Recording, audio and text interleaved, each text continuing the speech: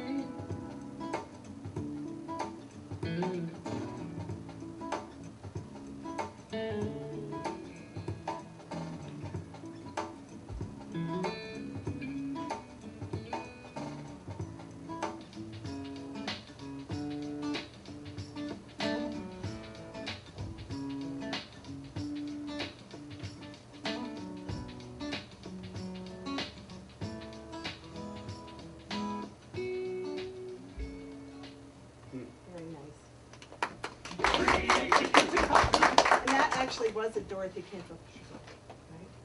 Okay, so Autumn, are you next? That's your name, dear. Okay, wait a minute. So,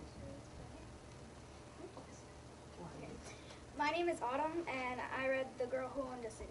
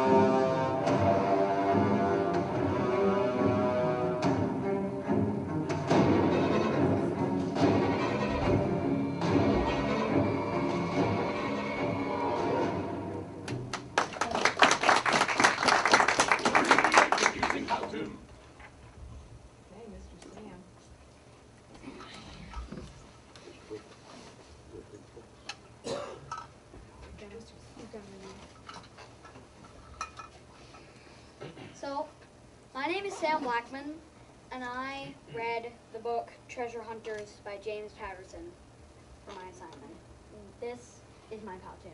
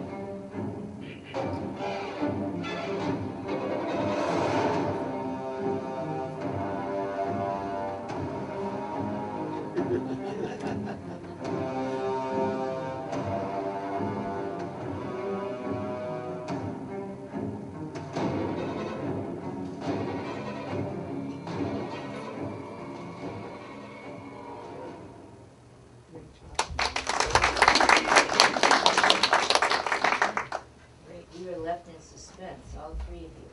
Yes. That was very good. It's been a lot of fun. Excellent job. Thank you, sixth graders. Thank you. Yeah, sixth grade, yeah. Sixth graders? Oh. Going on a middle school field trip today, getting ready for seventh. Oh, Exciting. We appreciate you taking your time coming out tonight. We certainly do. Nice job with your assignment. Thank you, Mrs. Giganto. Yes. Thank you very much. I almost want the name of the book so I can read it. We'll get them to you. Yeah, I'll provide them. Very good, thank you. Okay, next on our agenda, we have a gentleman for the hydro presentation. If you wanna come down, Bill? Let me kind of let you know where we stand before Bill starts.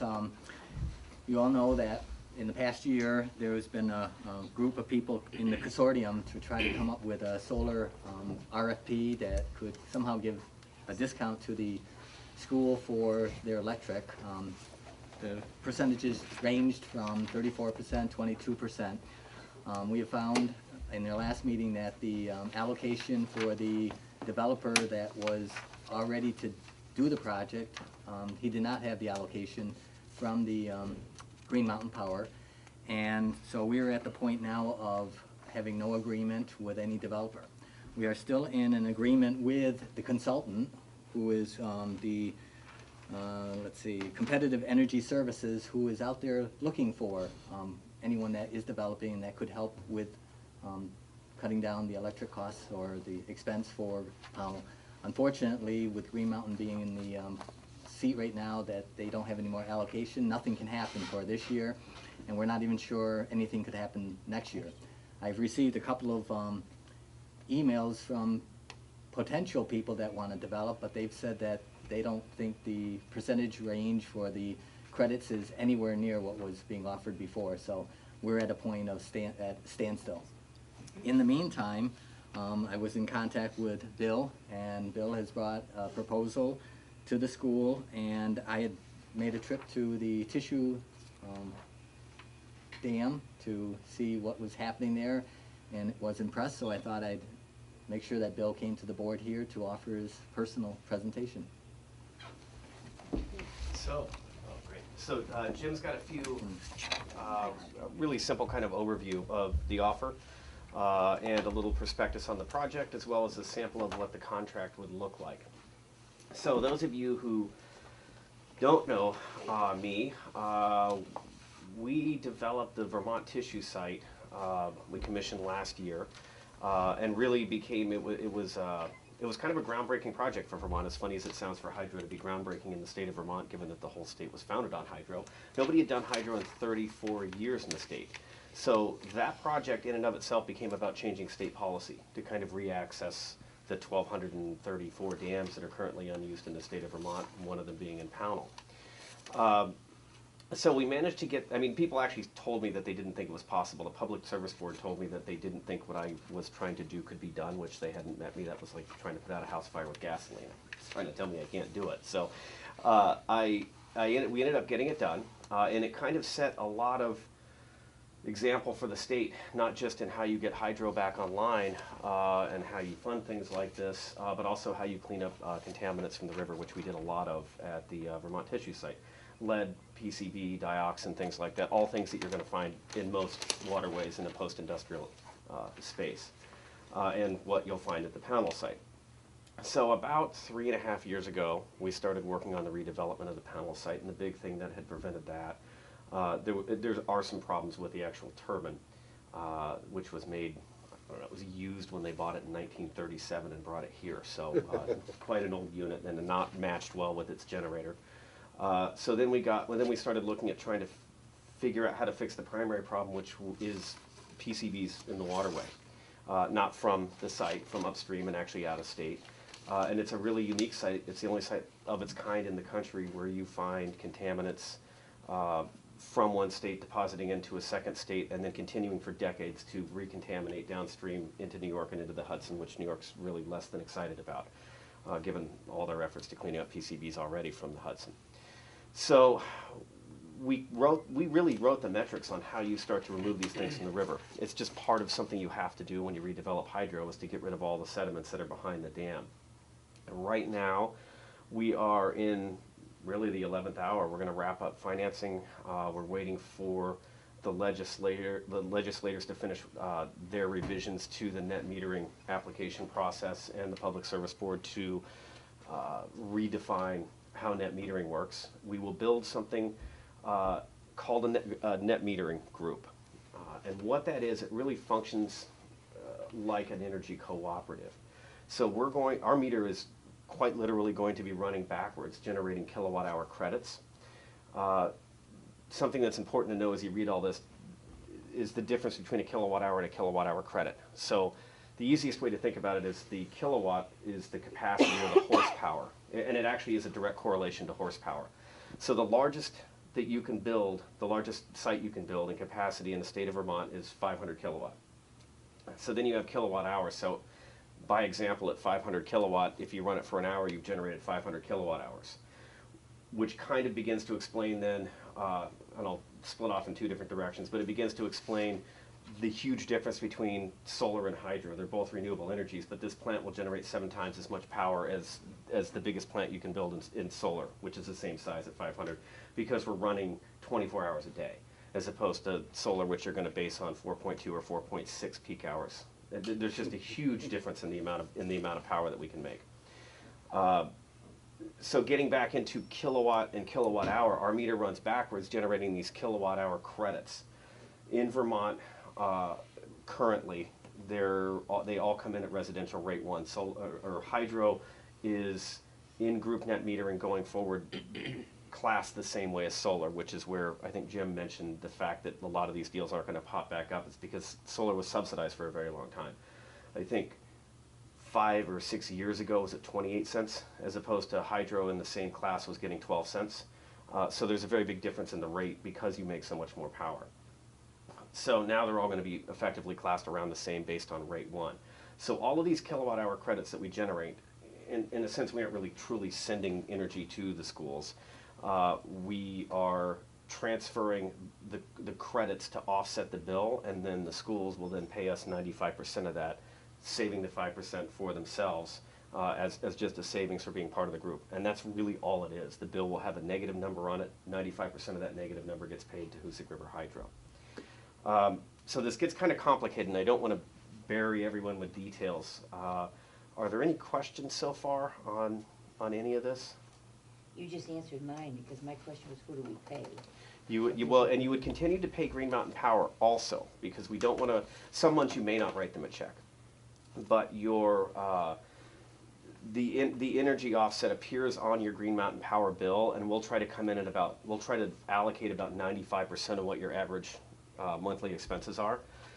Because if we start to override, you end up with a bunch of surplus credits, and at the end of the year, you don't want to be carrying over surplus credits because they have a shelf life of 12 months. So we want to come in slightly under what we think your usage is.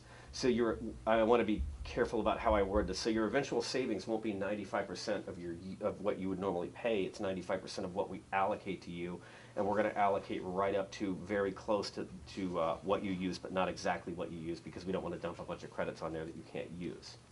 I should note too, this was something that for the Vermont Tissue Plant we actually brought to, we had thought about and brought to the SVSU at some point in time, and things were going on and it didn't get reviewed, and it had actually skipped my mind to bring it back for the Pownal project, and it was this lovely lady here who actually planted the seed in my head that we should maybe think about doing something educational, and so that's what we're doing. We talked to the MAU. MAU is really the core of it. They constitute, depending on the size, around 55% of the use. So once they got on board, now the smaller schools can all get on board into the group, because we have to be able to get rid of all the credits.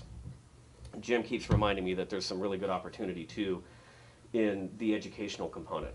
So one of the things we do at the Vermont Tissue site, I wouldn't say it's weekly, but pretty close. We actually have classes down there talking about everything from this is how your phone gets charged, to this is how fish migrate up and downstream, this is how you manage all the environmental concerns. I mean, there's just so many things you can talk about. You could teach 13 math classes out of a single license application. There's so much math going on. I've actually already started with Katie Schoenbeck. We were already scheduling some stuff, and I'm teaching a class at Bennington College next fall, really on how to do a feasibility study. So we're going to tie in the environmental sciences, the architecture class, the math classes, and we're going to start bringing some of Katie's math students in as well, just to start doing some hands-on stuff, so people can really look at and identify with really is what is the core architecture of our energy infrastructure. And it's here, and nobody really knows much about it. Yes? Two quick questions. Sure. At 500 kilowatt rating, what effect does the water flow have on that, plus or minus or plus? Or At is that 500 a mean amount of water flow, or is that is okay? Is 500 kilowatt the max at maximum water flow? No, we could actually build it bigger, but we're not going to. So as built, Mm-hmm. okay, it maxes out at 500. Correct. If there's sufficient water flow. Which there will be 68% of the time, I think. Pretty sure 68% of the time, there's more water than we can use. And that's seasonal. Yes, it really, so 35% of the time, we'll start to drop down off of 500, and I don't remember where we crest out on the low end. I think during some July months, we may actually turn off. Yeah, July. But for the most part, we're going to be running really close to, we're going to be running at 500 the majority of the time. No, you said 64. Whatever. Right.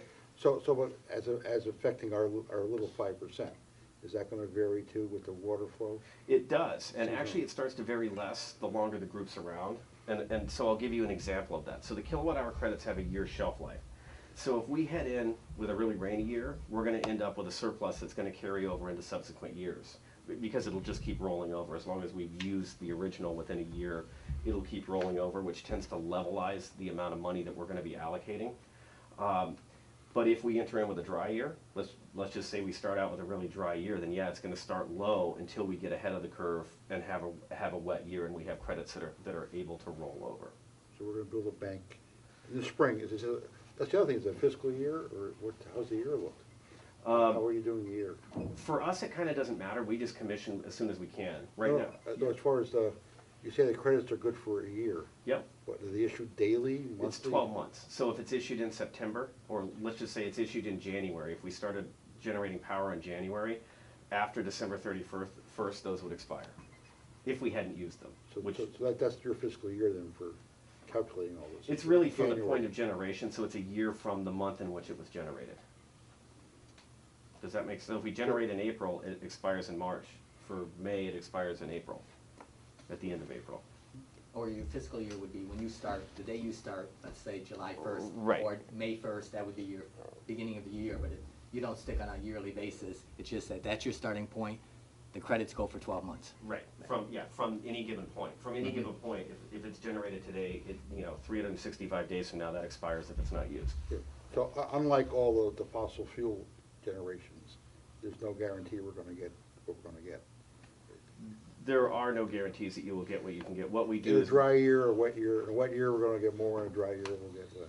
Yeah, and we try to average, and when we come up with the numbers that we've generated, we're basing it on the average for the past 20 years on that stream. So had we been generating for the past 20 years, we would be generating we would have generated what we're representing there as an average. So during any fiscal, well, not, one last question, during any fiscal year, does the cost of operating go up or down, or is it a steady state? Nothing- For us, it should be a pretty steady state. I mean, there can be deviation. I mean, things like ice do have an impact on what you might have to do for plant maintenance. Okay, So well, things maybe- can impact it. The word, I'm looking for, I forget my word, but there's a word for that. But, no, I know the answer, thank you. Okay. Just to piggyback on one thing you said though, in the year that you might not say that get the amount of credits, you will have credits banked, so that the average over the 10 years would be that you could almost get close to the 5%. Right, and that's our goal, and we can Yeah. change the allocations in the group. I think Green Mountain Power allows that 4 times a year. So if we end up with a really dry year, we may find it's beneficial that somebody else wants to drop out, or a rainy year. We might end up with, even the municipality can be helpful if they're like, okay, why don't we drop another 20 meters on for a little bit, because they're all small meters, and we'll pick up surplus for the next 3 or 4 months. That helps to levelize what everybody's seeing. But to a degree, eventually everything tends to trend out, because it will be working on averages. And between high rainfall and drought, I think it's an average of a 6-year cycle for that river, that you should have a dry year and 1 or 2 wet years within a 6-year cycle. So we're really trying to keep it within that 6-year cycle. We're trying to maximize your savings. It actually benefits both of us to have the group be very close to the same size as the generation. Assuming this project will be successful, I guess it will, are you planning more projects? And if you're planning more projects, can Pownal get involved in more projects and bring our 5% to 10% and 20%? It doesn't, net metering is pretty tight on the way it's regulated. So if you're a use meter, which is what we're talking about, we're a source meter and we're looking for use meters. If you're a use meter, the way the law's written now, although the Public Service Board is accepting comments on it, you can only be in one group. You can only be tied to one source meter. So becoming part of something bigger wouldn't be allowable right now under the law. More to that, yes, we do. We have several of these right behind it. The problem is that it's unusual that you actually find a site that's sized correctly. So hydro gets too small really quickly because it's very expensive to license and get going, so you don't want to be too small, but you also can't go above 500 kW. So the next one we're doing in Vermont, I think, is going to be 3 times this size. So you can no longer net meter. It would be an entirely different mechanism by which we'd sell the power, whether it's directly back to the utility at the ISO rate or through the standard offer program. The 500 limit, that's again legislatively imposed. You're correct. And it can be changed. It can be changed, and there's discussion of that. Part of the discussion about, what can you do, how many, can a big meter Why would bring you more? cap hydro? I mean, that's crazy. It's something Vermont did. Connecticut doesn't do that. Yeah, 'cause- We're building one that's under the same program, but I think it's going to be, we could build up to, I think, 1.5 megawatts down there. But Vermont just set it up like this. Can't tell you why. I wasn't there for that one. Is there any other board member that has a question on this? My theory is, if we can save the taxpayers even a little bit of money, we're doing something.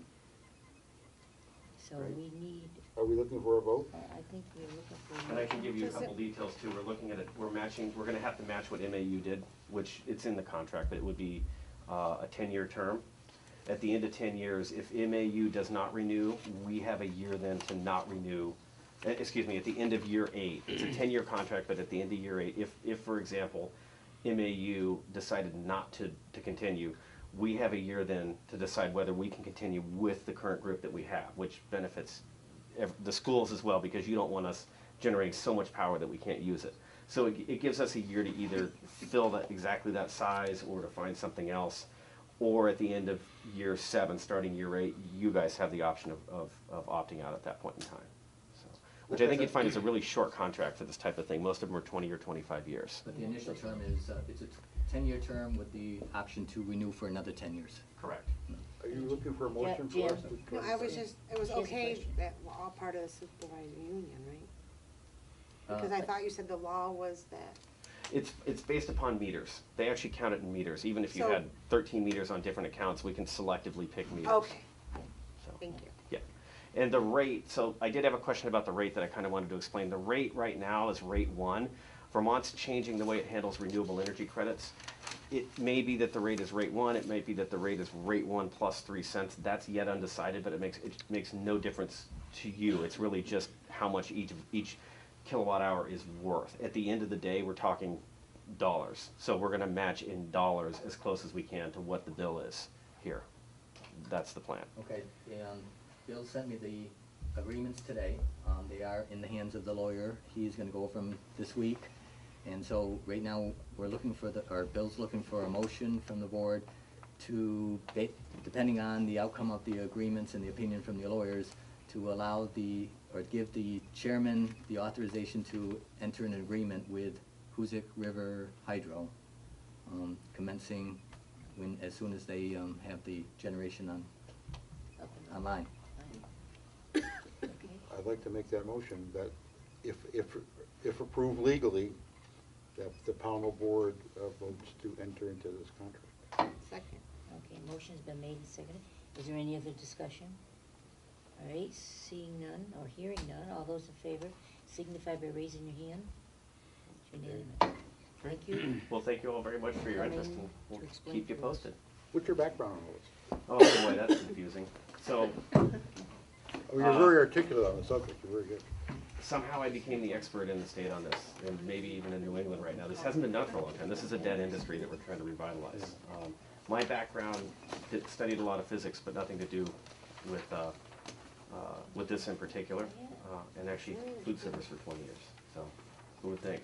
Food service and heavy equipment maintenance. Good for you. Thank you. Thank you. Well, thank you all very Thank you, much. Bill. And feel free to contact me if you have any more questions. I'm happy to answer whenever I can. Thank you for coming Good. down. Thanks. Thank you. Okay, next on our agenda is the Code of Ethics. Cindy, before we go on, can I just ask Jim before you leave? So where does this put us with the solar contract person that we have out there looking for solar? I did send that contract to the lawyers. The lawyer did say that we are still in contract until May of next year. Fortunately enough, it's only for him to seek out other solar projects. We are not, he is not exclusive. So we're able to do outside projects like this and not be held to any fee that would have to go to him. And if he finds somebody, or do we have to do solar as well? No, no. No. And at this point, I guess it's Green Mountain or the state of Vermont is kind of putting the kibosh on all the solars. Right. It's how come we lost out, but. Okay, all set? Yep. All right, in your packet, you got a code of ethics. We try to sign this code of ethics every year, and it just basically, it tells us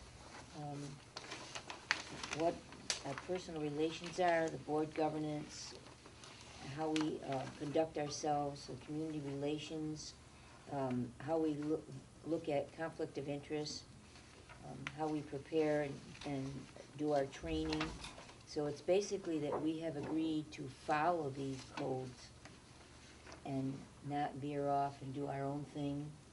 Again, I think this is one thing that we were discussing too at the beginning of our meeting, that if you have an issue, you basically, should go through the chair, and then that way everyone's not bombarding either our principal or the superintendent's office, and we always, 99.9% get back to whoever board member has an issue or a question. So we basically just, we agree to abide by the principles outlined in the school board code, and will do everything in our power to work as a productive member of the leadership team. And I believe that we have been very, very successful here in Pownal as far as each and every one of our board members. We all agree to disagree, and I think we've really accomplished an awful lot in the short time that we have. Is there any questions? Okay, do we each have one? No, we only need one to I sign. think everyone signed one, right? Everyone signs No, one? you just signed one. All One, signatures okay. on one page. Okay, all right. It's early. Actually, I can use any excuse. It won't matter.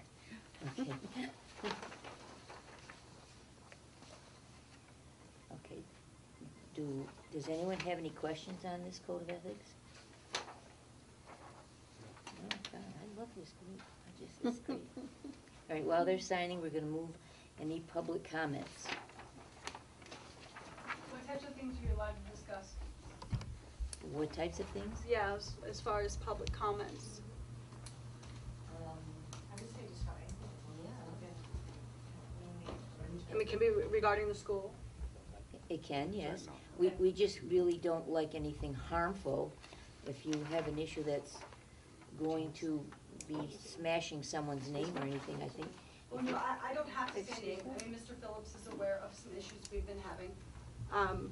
And we're at the point now that I would almost want to pull my son out of school because of the issues that we're having, and have a tutor come to my house, because emotionally, I mean, even his therapist would comment on the issue with a specific aide at the school who is also actually bashing me in the school when I'm in the school. Mr. Phillips is aware of who this is, and we've. Well, we can do personnel issues, but I've been battling this now. My son's now in 4th grade for 5 years. So I don't know where else to go. This is the first time I've come to the board because I figured this is my next option before I go to the superintendent. I figured, I mean. Donna Lee is Assistant Superintendent here for us tonight.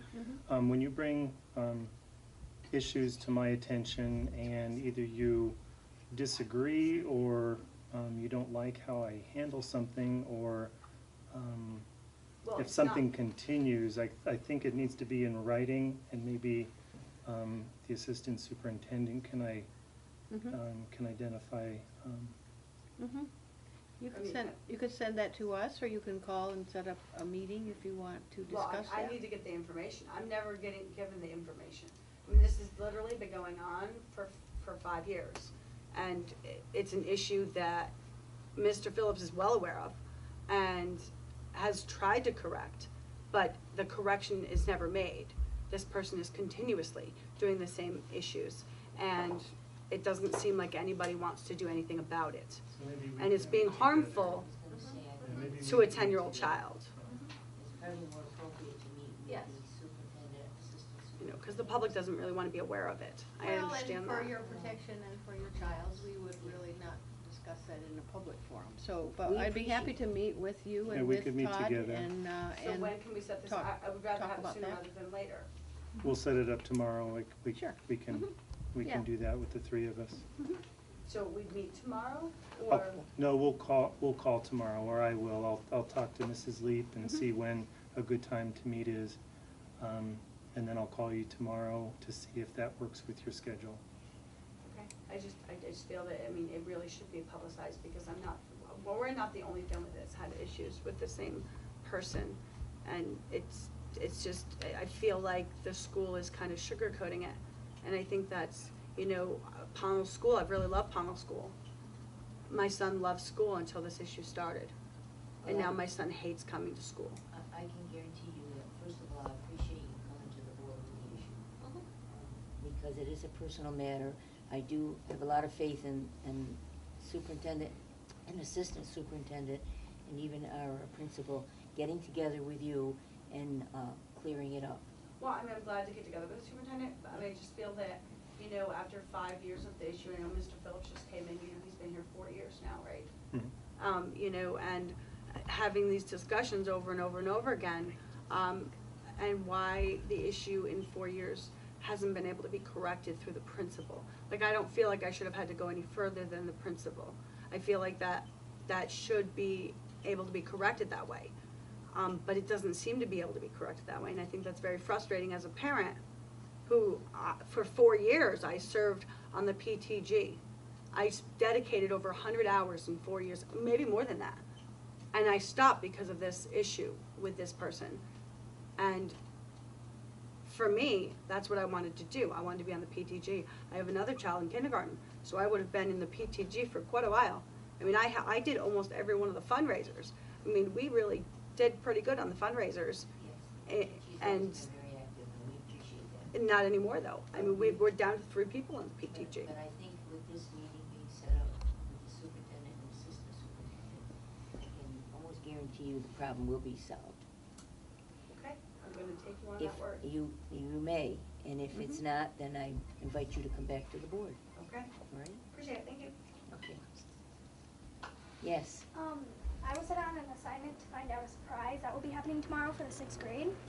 So is there anything you guys know about that? Well, if we did. It wouldn't be a It wouldn't be a surprise. surprise. We were told to find out Oh. by our The- 6th grade teacher, yeah. Who's your I don't sixth know. grade teacher? Mr. LeBombard. Oh, wow. Sorry, guys. Mr. Phillips. Oh, No. they've been waiting very patiently to find out the surprise. Oh. And I Tune in guess. tomorrow.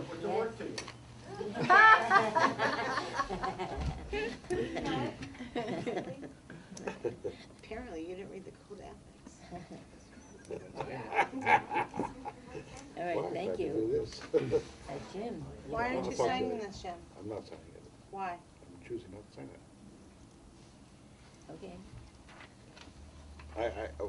We haven't signed it for 4 years, and 4 years ago, I did a big analysis of it with the supervisory union, and nothing ever happened, so I'll just leave it at that. There's a Well, lot- there's this is a personal thing I look at for the town of Pownal, for the board of directors for our school. This is how we have committed ourselves to act. That's why this is important to us. It is to me anyways. After 17 years, it's very important because what each and every signature on this piece of paper agrees with everything that's being said. And I have to say, you have actually held up your end of being a great board member, so I don't understand why you don't want to put your name on this. I'm not forcing you to, I No, just wanted to let you know. I'm on record, a lot of record, written and orally, and video, of the problems I have with this particular document, okay? And as it sits, I'm not comfortable with it. Okay, that's not, And I have stated every period, comma, everything Okay. that I would like changed. not a problem. And like I said, I think even without signing it, you're already doing everything that it's asking for. And if not, as chair, I would let you know, Thank you. just to let you know that. Okay, action items. All right, finances, everyone's got the treasurer's report. Any questions on that? Move to accept the treasurer's report. Okay, motion been made, I need a second. Second. All those in favor of accepting the treasurer's report as written, signify it's unanimous. All right, we'll move down to the consent agenda. So moved. Need a second? Second. Okay. I wanna Any have a- questions on the consent Yes. agenda? I'd like to, a question for the superintendent and probably Todd on the nomination form. So, the person being nominated doesn't appear to yet have a degree nor to be licensed. And Yes, she has how- both. He is both? Yes. I can see that here. She has a Vermont teaching license, and she did her student teaching here and I understand all that. degree through Castleton. Is that on here though?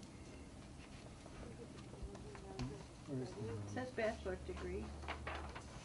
Certification endorsement elementary education 1-00, expiration 6/30/17. I don't believe, Jim, that she would be able to be hired or even No, apply for the job. as a if she's fiduciary not- responsibility of the board, I noticed that it doesn't say it. It does say. It does Okay. say it. Where? Right up at the Education. top, it says licensure, state of issue Vermont, endorsement elementary education. After who she's replacing. Thank you. And then I had a question for Todd. Yep. So, remind me of the musical chairs we were supposed to do with the math teacher. Yep, so the board at one point said, you know, you would give me the authority to, of course, sign teachers to classrooms, and we were going to put the math lab on hold for a year and assign that classroom teacher a classroom. We have a large first grade. We have 42 students in first grade right now, so we were going to split those first grades into 3 second grades and keep our current 3 fifth grades into 3 sixth grades until one more year. So after next year, if we don't have a retirement or, you know, someone leaving, then with that large 6th grade group leaving, we would only need 2 6th grade teachers. That math lab teacher would then be assigned to the math lab again. Thank you. So I just we- didn't quite remember. Uh-huh. And I didn't see that. That's okay. Are there any other questions on the consent agenda? If not, all those in favor, please signify by raising your hand. It's unanimous. All right, we have no policies. And we'll move down to facilities. Is there any? Oh, okay, my mistake.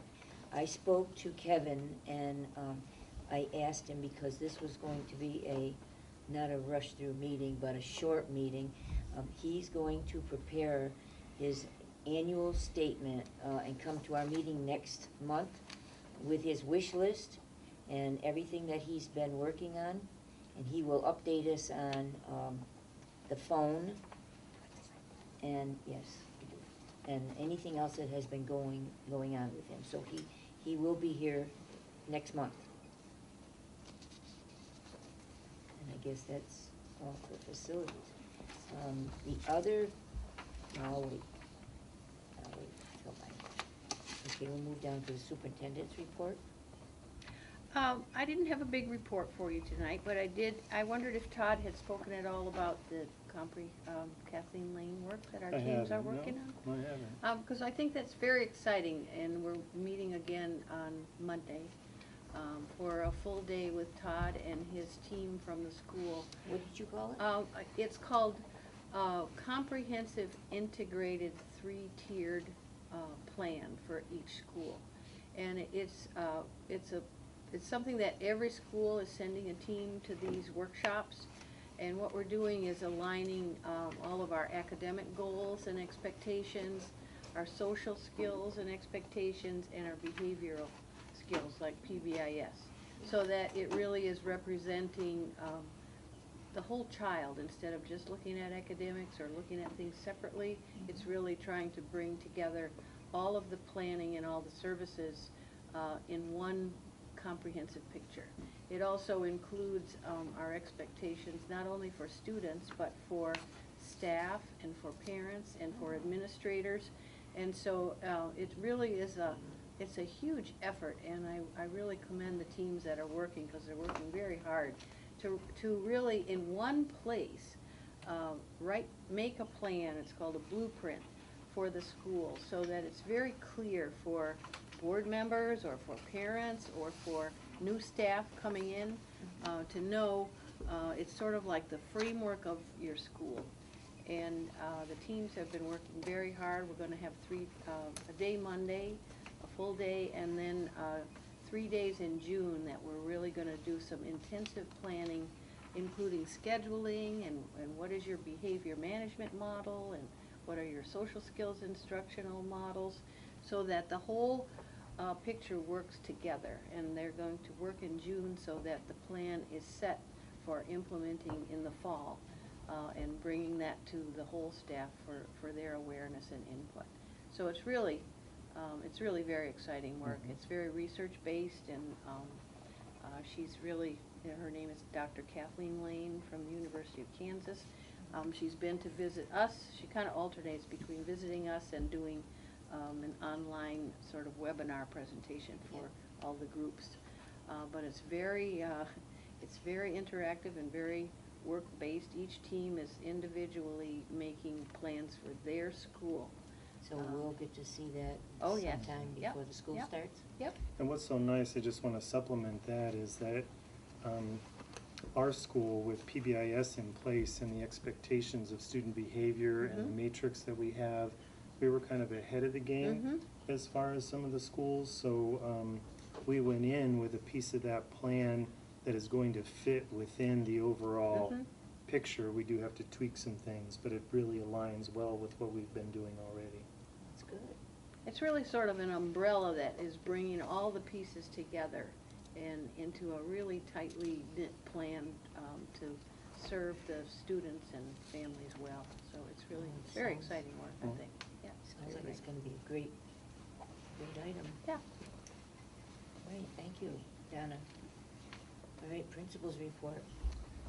So I just wanted to update the board about the testing in our Smarter Balanced assessments for 3rd through 6th graders. We finished up our math, and we're moving on to ELA, which is a lot of reading for our students, and 3rd grade are tackling those tests this week, the 4th grade the following week, then 5th and 6th. So after this month, we will be all wrapped up with Smarter Balanced assessments. We can look at some preliminary results, but they're not public, but they're for us to kind of take a look at as far as instructionally what we can do with our students. And we're starting to prepare for some end of the school year activities and starting the plan for summer school. It'll be here shortly. Almost I May. think that was it. I know we wanted to. So when do we get the results as far as the math?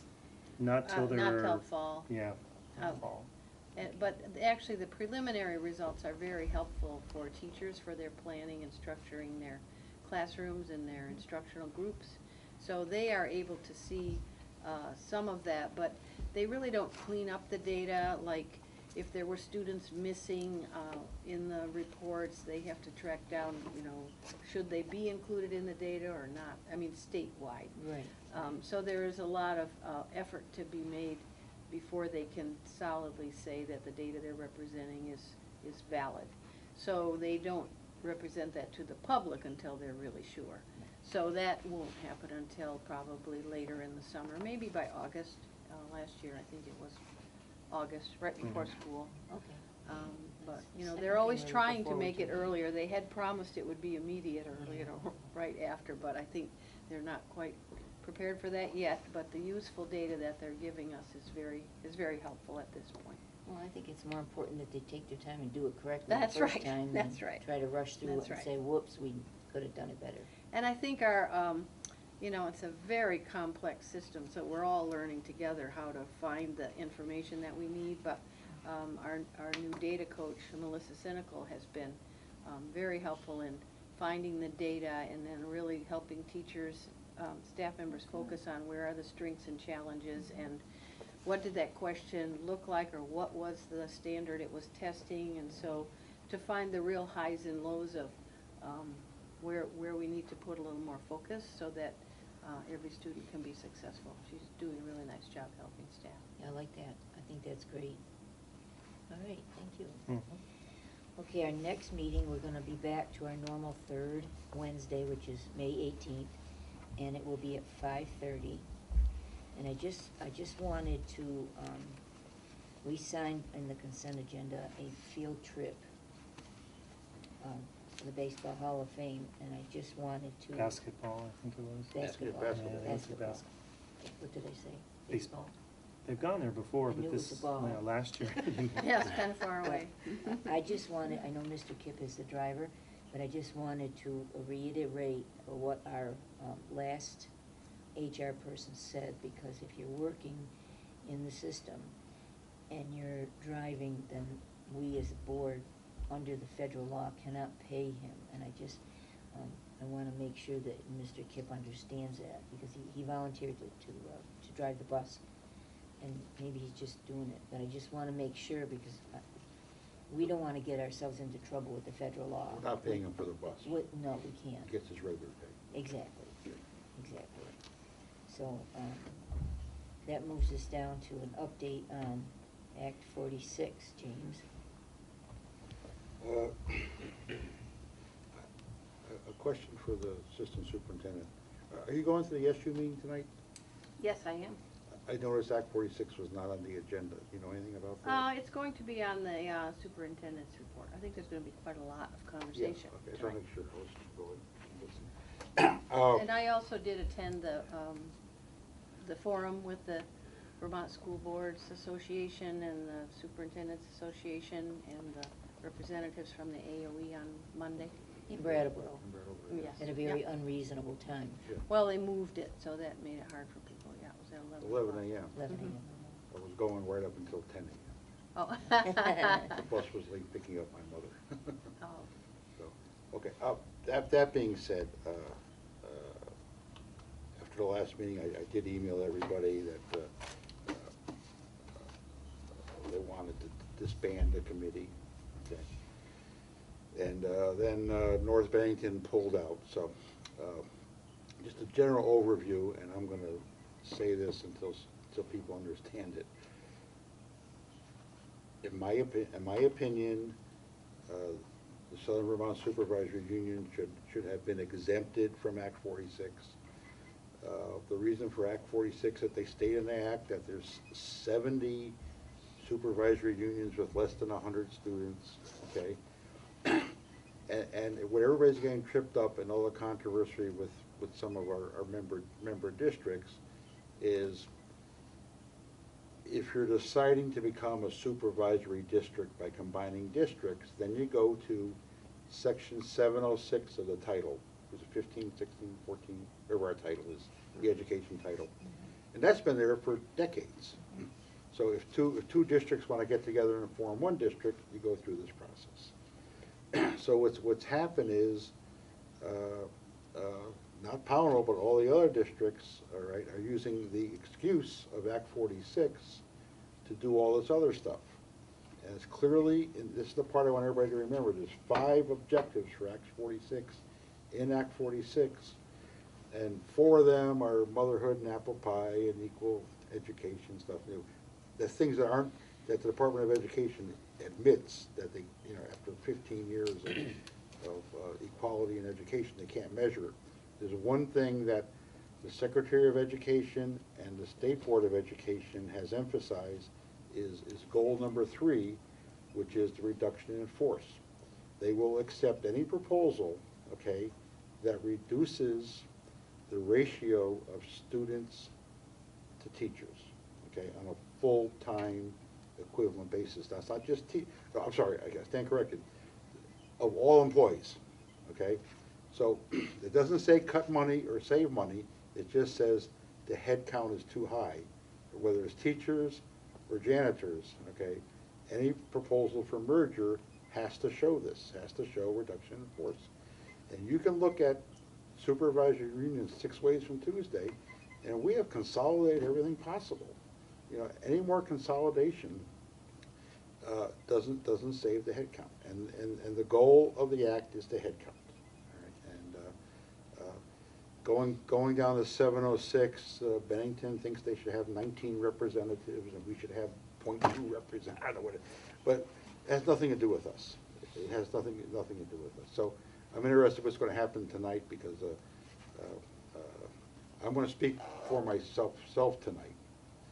I intend to speak for myself tonight and ask the board to officially vote on the supervisory union in Mount Anthony has always been 2 delegates per district.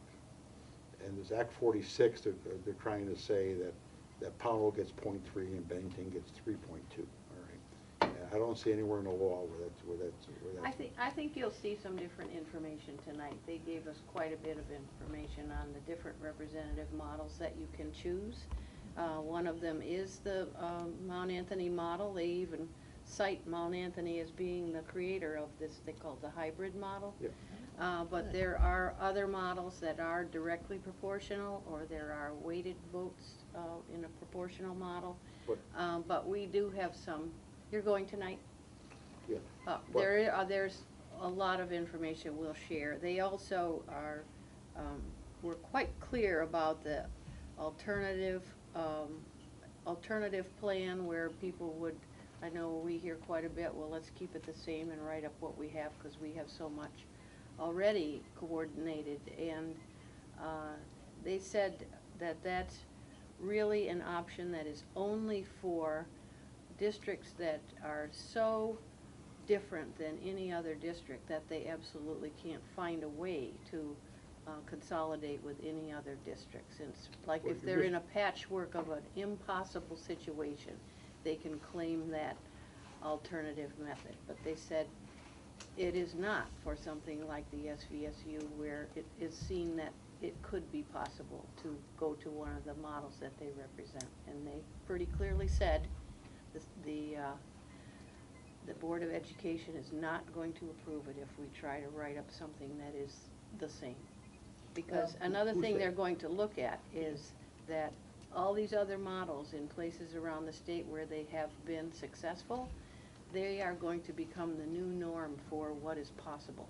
And if they find that things are possible in other districts with like needs or like models, they're going to look at that as, well, here's a possible way that you can do that. The only problem with that is that we are unique down here and in our size, and I don't believe there's too many districts that are as unique as we are. We're three So- times the size of a Okay. gold Yes. supervisory Yeah. unit. It is. And you know, Wait, Can I if you, just ask a question? In Yes. the beginning, I thought you said that our model was like a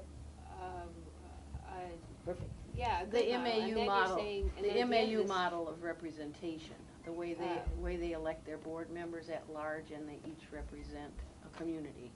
But that is a voting model, a governance model, which they, That's nothing to do which with is this whole possible. district idea. No, it would be more like, we would become one with the MAU and all of the schools, and we would all have that voting representative model in one board. And Which is- I'm warm and fuzzy on that. Yeah. I think, But you know, it's like they say, if you live in the Berkshires and you don't like the weather, wait 5 minutes, okay? And my theory is, we're at the end of this year, we're gonna get a new governor. And from what I understand, there's 2 of the ones that are running that do not like Act 46. So if we wait long enough, it may even get thrown out. Well, Nicole Mace pretty much said that's not gonna happen, that they have a Well- data set and they know what it shows and that it's I'll believe not it when it going happens. away. Well, we can keep saying that, but we do have to keep moving down the road and taking close look at the options, because Yes, and I we have believe that. deadlines coming up. I believe that. What I don't believe in is putting one school district against the other. No, And that's what's No. happening. it's And really, it's not really educational for it's the happening. children. It is happening. It is I- happening, I yes. agree with Yeah. Cindy. It's And happening.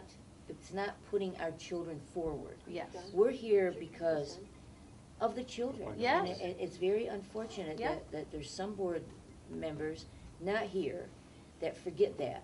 Yeah. You know, it's not their power trip. That's But- goal number 1, equity Yes, and it's- quality of education, that is That's part right. of the That's plan. important. And it's not measurable, and the Secretary of Education has stated it's not measurable. We're trying to figure out how to measure it, but it's not measurable. Well, we can Quality just and look equity. forward to better days, that's all. Well, I Okay. would only say that, they are on a definite timeline, and Mm-hmm. 2017 is not very far away, and we have to be, phase 2 we would have to have a plan through the voters by 2017. No, that's only Yes. if we decide to go district. That's where everybody's not misreading, that's 706. 706 doesn't kick in until these 5 districts decide to become one. Okay, it's like organizing a 4th of July picnic. Okay, we decide to have the picnic and we decide Todd and Todd to set it up. Okay, once we decide that, then all those rules kick in. We haven't decided to become a supervisory district, so those rules don't apply. And I just understood get the parents had the people. crazy with this. They vote first, whether we want to join as one. Is that correct? Well, this is another part of the timeline, is there are many, many steps if people were trying to say they were going like North Bennington, or people who have said we don't want to be part of that group anymore. They would have to first, the town would have to vote to remove themselves from the SVSU. Then everyone on the SVSU would have to have town votes and allow them Allow to them to, leave that's the right, SVSU. that's what the charter says. Then they would have to have a town vote to reform with some other group with agreements for payoffs for getting out of agreements or into agreements. There are. And all of and this hubbub is gonna be finished by by 2017? 2017, Wow. which is why we need to keep moving forward in collaborative, positive discussions Yes, yes, about what I are agree. the possibilities. I agree. Well, I would hope Okay. tonight at the supervisory union, we resolve the representation on the Act 46 committee, That's a biggie. okay? That is a Because biggie. Bennington, of their own interpretation of the law, decided they should have 3 reps, okay? And that's not how I or North Bennington or Shasbury reads it, so. I think there is some thought about enlarging the committee to include others. For one, MAU should be involved. They're going to be part of this discussion. Yeah. And possibly some community members that are I'm in also favor, have I'm in interest. favor of that. Yeah. So, Just letting you know, I'm in discussion favor tonight. of MAU. Discussion tonight. Okay, so FYI, your budget status report is included, and the SVSU student enrollment. And I asked just for a 5-minute executive session for personnel. And nothing's gonna be decided, so we don't have to come back and report on it, but, and I would like Todd to be involved. Sure. Before we go in, could I just say one thing? Yes. On the FYU student enrollment, I noticed year over year, this is a question for the assistant superintendent, we're up, system-wide, we're up 112 special ed students in 1 year. Just, are we aware of that or concerned about it? We're always concerned about it. That's huge.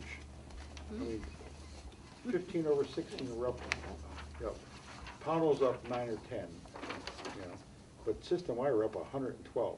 Oh, I thought you were saying us, I was gonna say. No, no, oh. system-wide. Oh, I didn't hear it, okay. We're up Scared me. 112 system-wide.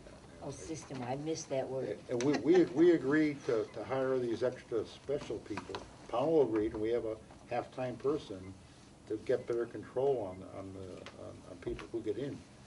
And now we've had 2 extra people for a year, and we're up 100. Todd, in fact, you want to say something? No. Yeah, that is one of the reasons, you're right, that is one of the reasons that we all agreed to hire the assistant Director or whatever. director to help Wendy out, and I'm hoping that's what they're doing. One of the reasons we agreed to hire them is because they're going to look through the whole chart of children on IEPs and maybe see if there's some that eventually don't have the history of, well, you're on now, you're gonna stay on for your life. That It's going the wrong direction. yeah, it's going in the wrong direction. Well, There's always been a process of a 3-year evaluation, so a student is not in there for life. No. They're reassessed after 3 years, and we legally have to abide by that IEP. We meet yearly or whenever the team needs to meet, but every 3 years, a child needs to be reevaluated once they're in special education. And during that time, the eligibility process goes in to see whether the child is still eligible or whether they then are released to the general. What is the percentage of, at the end of the 3 years, or even with some students, 6 years? I think it's that very they- individual, It very is. individual. I don't think you could It would- ever say it's an overall general. I mean, I'd love number. to know whether or not I think someone ever gets that out would of be a it. good question for the special ed department and Wendy, but that's the process. Okay. We're also looking, we just met today about, we have what's called an educational support team, which is supposed to be a group of people in every building that reviews students. Teachers can refer a student to that team and say, I have some concerns and I would like to look at the student's needs and how we can best meet their needs.